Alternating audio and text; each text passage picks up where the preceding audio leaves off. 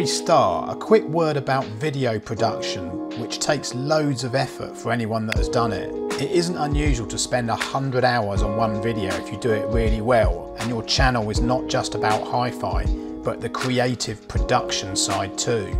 This is one of the parts of producing YouTube content that I enjoy, and probably equally as much as listening to audio gear. For this intro graphic I did for my Hagel H390 film, you have to add all the layers in Adobe After Effects, clip them, change opacity. You then have to trace logos, add texture detail, and animate the shadows, and then keyframe all the clips. It can actually take a day or longer to work out a 20-second clip. So this short clip is just to give you an idea really of the effort that goes into video production.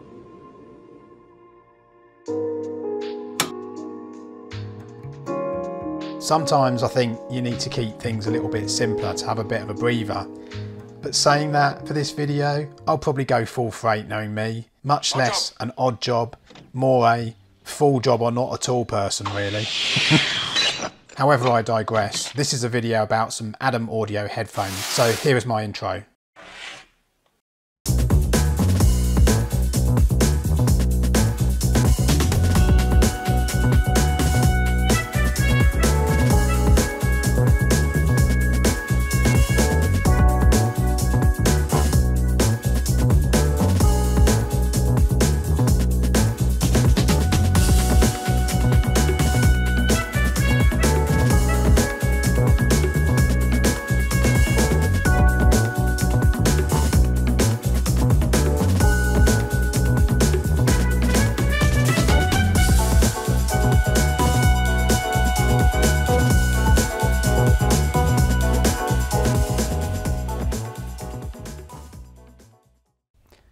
Adam Audio say that the idea of the SP-5s is to match the quality of their active range of speakers, which they're maybe more well known for, and they've teamed up with ultrasonic headphones to make these. The SP-5s are a closed design, obviously meaning the sound doesn't vent from the cups like a bass reflex port on a speaker, and they use a dynamic driver like a speaker's bass cone, but in contrast to headphone designs like planar magnetics or electrostatics. It's actually a circumaural headphone, Adam Audio call them in marketing materials, which means I think nothing more than the ear cups enclose the whole ear. But their S-Logic technology developed with ultrasonic is more intriguing and interesting, because this is where instead of sound from the driver hitting the eardrum directly, it's directed off the outer surface of our ears, the eerie flappy bits, what we would know as being the pinna. So sound is spaciously directed naturally, and that's definitely true of these headphones. I've no idea if this is common to other designs, but this 3D enveloping sound is definitely present. Looking at the output specs of my RME and the loading of these headphones, I had no problem driving them at all. You get two types of cable, a 3.5mm one and one with a 1/4 inch jack, but you hook up the cables to the headphones with a 3.5mm locking pin type connector, which is similar to the RME's power socket, obviously for the rigours of studio use. A neat touch of these headphones is the braille, something other manufacturers should do for equal opportunities, if that's the right word. The cups are quite grippy too, and to start with, but obviously again I'd imagine that's for the rigours of pro audio listening.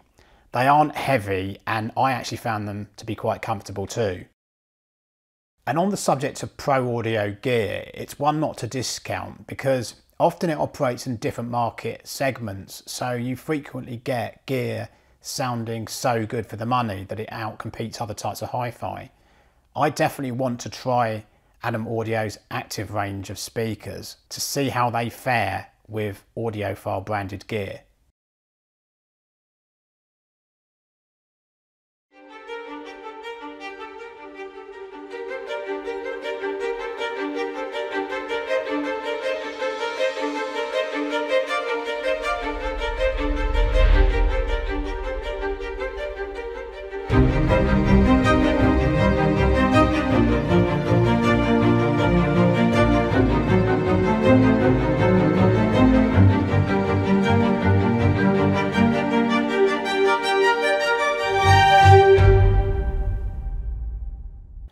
Okay, so one of the things in doing audio reviews is that often the rationale for how the review gets done is actually missed.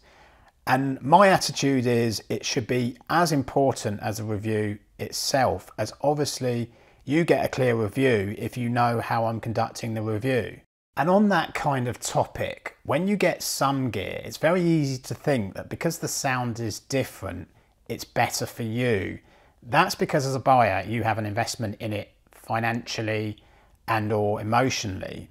So I say all of this because when I tried these SP-5s, I thought originally they were better than some Focal or Focal, depending on how you say it, clear headphones, which sell for £1,100. But I actually had to check self-bias myself because of this new product bias thing, trying a new product. I didn't have the clears side by side, but what I would say is that sound is closer than you'd think to question whether the clears are the improver, which, to be frank, is saying something for these Adam Audio headphones at their lower than half the money price.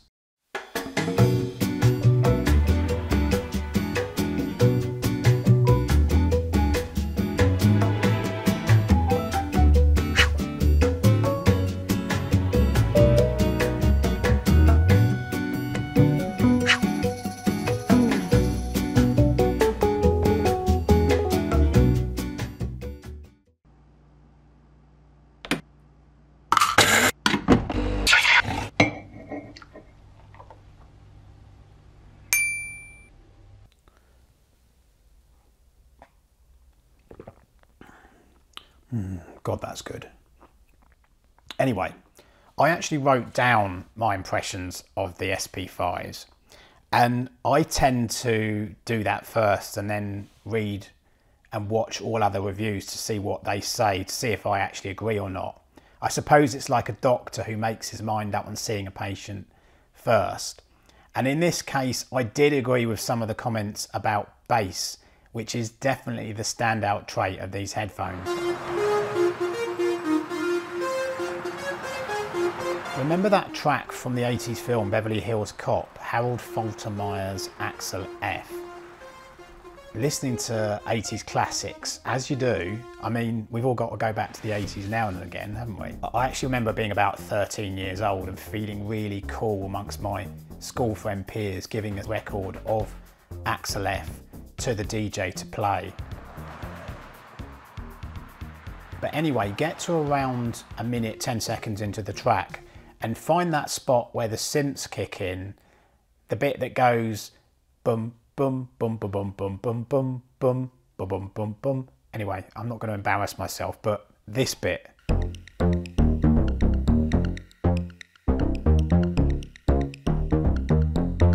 So that's the bit that struck me as sounding so good with these headphones, the tailing off of the bass notes. Also, Giorgio Moroder's Baby Blue, and instantly looking at some videos online I've been checking out, Faltermeyer is actually in this video with Giorgio Moroder, who's probably more well known as being overdubbed on one of Daft Punk's tracks on their album Random Access Memories.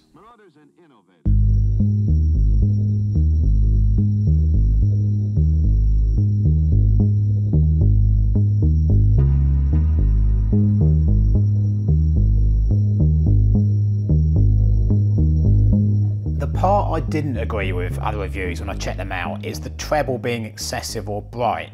It definitely is for audiophiles who'll be used to this kind of, hi-fi neutral, but are not really a flat frequency response sound signature. So what I actually mean by that is that treble isn't too fully extended in the top frequencies for audiophile or hi-fi type use, nor is it too overbearing, incisive, or searing with detail. For me anyway, I can actually reduce treble toppiness in some tracks with my RME's tone controls, which I did do sometimes, but not all the time. And I would say that even if you can't do this, the sound signature isn't going to be of offence to anyone other than perhaps the hi-fi smoothest troupe. Also, I'd say that the mid-range is all there and they do impress you as being above what you might expect. They are certainly more refined and natural headphones without the airy treble of my £200-ish, $250-ish Grado SR225s, and bass is in another league.